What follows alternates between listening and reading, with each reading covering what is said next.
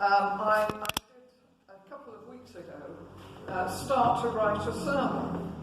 And then we got the church magazine, and you will find it all in there. Not that I wrote this, but this is what I was going to say. That the shepherd knows us, and he provides, and he guides, and he protects, and he comforts. So if you haven't had a magazine, you can do your homework and go home and read it. But what it's telling us here is that Jesus has a very special relationship with his sheep, with us. He knows them all by name. One of the things that's happened in the lockdown is that I've taken the dog for a walk every day about the same time. And I've met several people. I do not know the names of the people, but I know the names of the dog. We're good friends, but we don't know each other's names. The dogs just carry on. And Jesus sees us not as a bunch or a flock, or even as a Stamford Free Church congregation, but he knows us personally by name. The psalmist cried out, "Before I was born, you knew me through and through." And the Good Shepherd stays with his sheep at this time. He doesn't go home for the night. He doesn't shut the door and go home, put his feet up, watch television. He's there all the time. He takes care of the sheep. He watches over them. He lives with them. Shepherds in the time of Jesus were very much the lowest of the low, because as they were with the sheep all the time, they couldn't keep the laws about cleanliness and Sabbath observance and going to the synagogue, and so they were regarded as outcasts. And it's interesting that Jesus now takes the role of the shepherd and shows that he's the one who cares. Even if he's outcast, he cares. And it becomes a two-way relationship. The sheep learn his voice as well. The rector at Barnwell, in the days when rectories were rectories, had a flock of sheep in the garden. And he went away and left somebody else to look after them. And he said, "I've opened the gate so they can go into the orchard as well. And they can enjoy the good grass there." And when he came back from holiday, the rector discovered that not one of these sheep had gone into the orchard, because he hadn't been there to tell them to do it. So that they know his voice and they respond.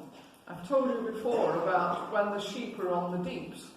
The shepherdess comes every day and counts them, and she just calls them, and they all come and line up, like soldiers on parade. I half expect them to say 1, 2, 3, 4, but she's able to count them in that way. She calls and they respond. So it's a personal relationship that we have with Jesus. And the Good Shepherd makes himself a physical barrier to the evil outside the sheep pen. The sheep pen isn't a prison, it's a place of safety. Too many people see church as something which is going to restrict them and change them and not allow them to do all sorts of things that they would like to do. But it's actually a place where the sheep know they're going to be protected and cared for. It's a place apart from the world, but it's a loving supervision from the shepherd. The pen didn't have any door at this time. The shepherd himself would lie across it, so that any wolf or danger that came would have to pass over the body of the shepherd. So it's a good reminder that for all the problems that we have, the shepherd is there to protect us. It assures us that of his continual presence with us, Emmanuel, God with us. We know he laid down his body willingly, verse 18 there, He has authority over life and death. He didn't have his life taken from him. He was willing to go through the suffering. And we know that bad things still happen to us. Illness is still around us. Difficult times affect us all.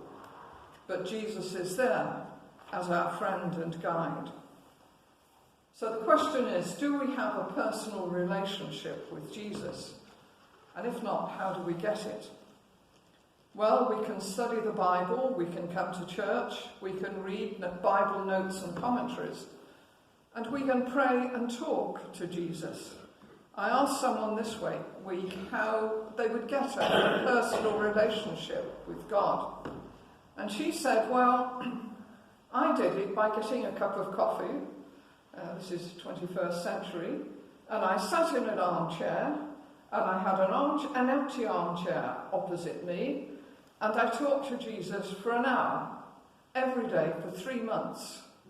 And then I was aware of his presence with me at the end of 3 months.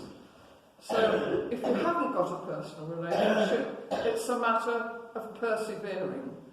And Jesus has given us the promise that if we persevere, he said, I came so that they, that is us, can have real and eternal life, more and better life than they ever dreamed of. And John's going to play for us now.